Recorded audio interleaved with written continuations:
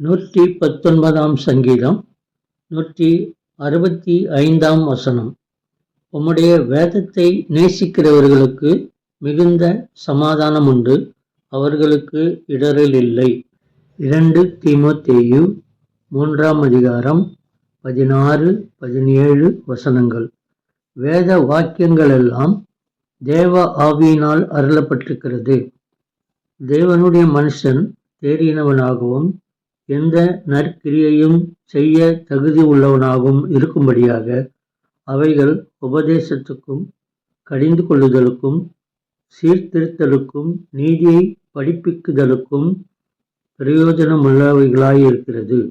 மத்தேயு 6 அதிகாரம் 33 வசனம்.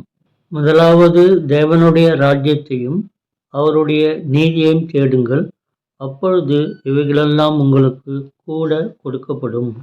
வேதத்திலுள்ள வசனங்களை நாம் வாசிக்கிற போது முதலாவது தேவனுடைய ராஜ்யத்திலுள்ள பரிசுத்த தேவனை ஜெபத்தின் மூலமாக தொடர்பு கொள்ள வேண்டும் என்பதை தெரிந்து கொள்கிறோம்.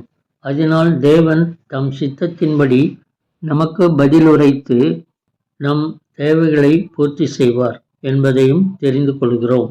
தேவனை விசுவாசிக்கிற அனைவரும் பிழைப்பார்கள். ரோமர் 1 அதிகாரம் 17 வசனம். விசுவாசத்தினாலே நீதிமான் பிழைப்பான் என்று எழுதியிருக்கிறபடி விசுவாசத்தினால் உண்டாகும் தேவ நீதி விசுவாசத்திற்கென்று அந்த சுவிசேஷத்தினால் வெளிப்படுத்தப்படுகிறது.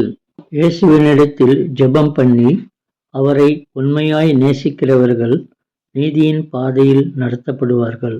அப்பொழுது அவர்கள் மிகுந்த சமாதானத்தோடு இவ்வுலகில் வாழ்வார்கள். அவரே நம் வாழ்வின் சமாதானக்காரனர், கடைசிவரை நம்மை காத்து வழி நடத்துகிறவர். ஜெபம். இயேசுவே, உம்மையே தேடுகிறேன். நீரே என் வாழ்வின் ஆதாரம். எனக்கு சமாதானம் தந்து என்னை ஆசீர்வதியும் காத்துக்கொள்ளும். Thanks for watching. Like, share, subscribe.